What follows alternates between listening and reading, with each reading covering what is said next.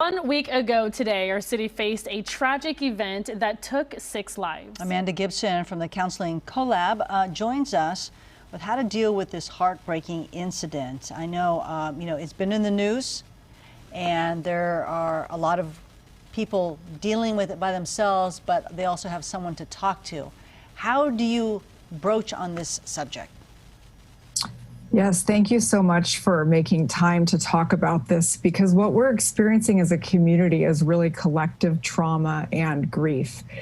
And some of the symptoms that can be present for people, whether they were in close proximity to the violence or just experiencing it from home and watching the images on the news, we may say things like hypervigilance, where you might be a little bit jumpy if you hear loud noises, flashbacks, avoidance, and numbing.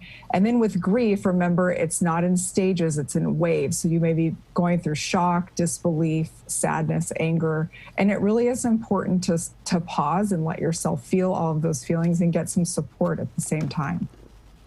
Yeah, let's talk about just a tragedy like this and what that does for someone's mental health.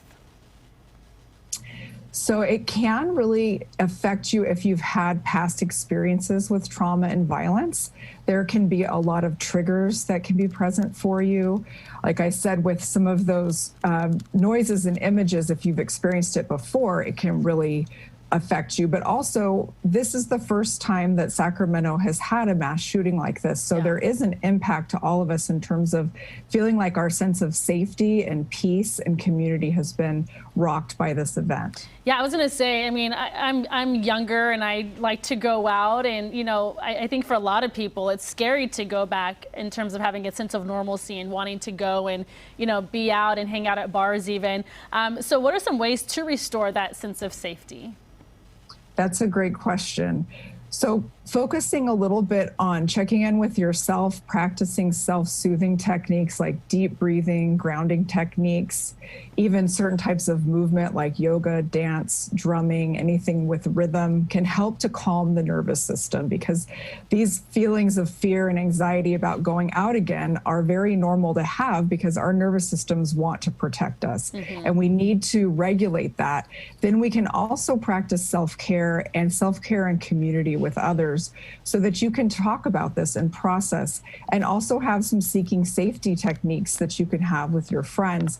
We're hosting a virtual community healing circle on Tuesday evening over Zoom so that we can talk about how we heal in different ways from a culturally responsive standpoint, with a few of the therapists and a Pastor DeBois as well coming on to talk about all the different ways that we can heal as a community.